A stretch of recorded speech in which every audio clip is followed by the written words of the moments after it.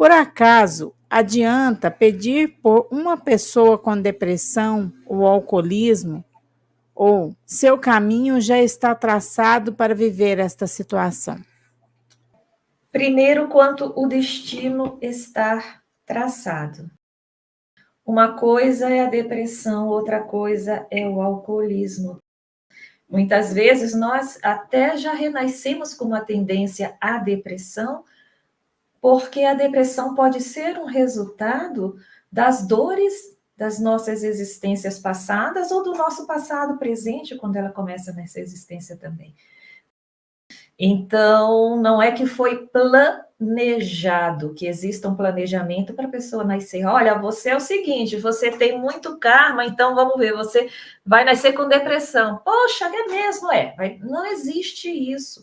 Nós entramos por nós mesmos nesse processo de deprimir, de fechar, como se a gente tivesse cometido tantos equívocos ou ter sido vítimas e sem conseguir perdoar, que a gente acabou se fechando para a vida, que a vida deixou de ter graça. Ou que pelos equívocos que cometemos, a gente perdeu a admiração por nós. Enfim, nos tornamos almas emocionalmente doentes. A proposta é sempre crescer e melhorar.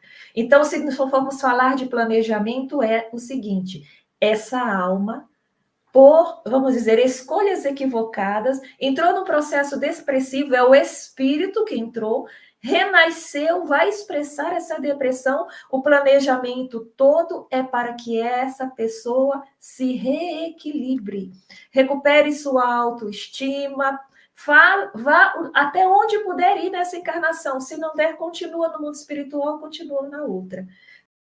O alcoolismo é uma opção da pessoa.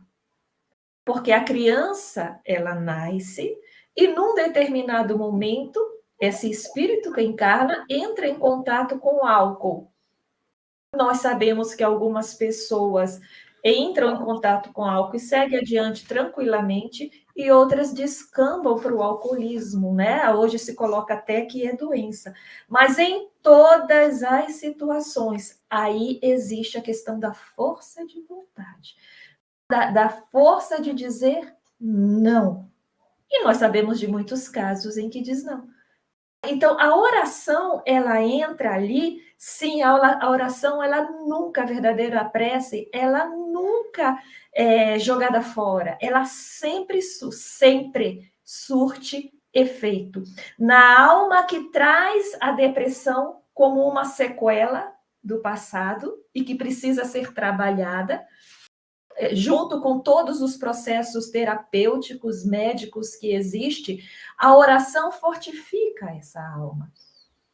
A oração, a prece por intercessão chega até ela. A espiritualidade se movimenta. E o mesmo acontece com aquele que cai no alcoolismo, também é um irmão em dor, porque o alcoolismo também é uma fuga. Também é uma fuga. Como se fosse o seu momento depressivo através do alcoolismo. Então, da mesma maneira, a prece surte efeito, sim. Mas sempre é como se dissesse o seguinte: a prece pode trazer um momento de lucidez e de força para que esses irmãos, cabe a eles aproveitar esse momento ou simplesmente continuar como estão. O que eu gostaria de complementar é só no seguinte sentido. Não existe na doutrina espírita a teoria da predestinação dos espíritos. Alguns ramos do cristianismo admitem a ideia da predestinação, ou seja, este nasceu para dar certo e aquele nasceu para dar errado. Isso não compõe o corpo doutrinário do espiritismo, ou seja, ninguém vem com o seu destino selado, se ele vai ser bom ou não. Então, mesmo que uma pessoa experimente depressão, mesmo que uma pessoa experimente alcoolismo, isso não determina que a vida dela não possa mudar. Maria de Magdala mudou sua vida. Benedita Fernandes mudou sua vida. Benedita Fernandes estava internada num hospício e sai de lá para ser uma referência em trabalho assistencial dentro do movimento espírita. Então, nada determina que uma pessoa, porque hoje ela está assim, ela vai ser assim. Senão, Saulo de Tarso nunca teria se transformado em Paulo. Nós temos, sim, poder de transformação. Pode ser que, de repente, a gente não observe numa existência que a gente se empenha o processo de mudança do outro. Tem um marido alcoólatra, um filho, um pai alcoólatra, ou uma mulher alcoólatra, uma filha, tanto faz, e você luta para tirar essa pessoa do alcoolismo ou da depressão. Como a Sâmia bem lembrou, às vezes o que leva ao alcoolismo é a depressão, é a fuga da dor através de um processo de anestesia da consciência. Então, um indivíduo que hoje vive uma experiência desse tipo, ele pode se transformar. Mas pode ser que eu lute a existência inteira e não veja resultado. Paciência. Não se perdeu o benefício.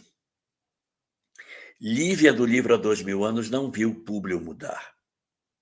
Abigail não viu Saulo mudar. Alcione não viu Cipolo que se mudou. Quinto Varro também não viu Tassiano mudar. Mas depois da desencarnação de seus benfeitores, eles ficaram profundamente mexidos e iniciam um grande processo de mudança. Então, às vezes, a gente não vê, mas a gente às vezes fica muito focado na existência e não vê a vida. Não importa muito a existência, importa a vida.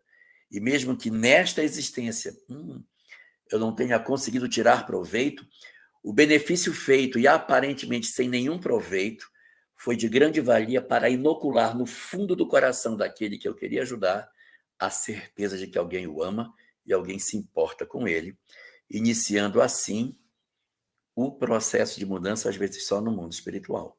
Mas um benefício nunca se perde. Vale a pena continuar.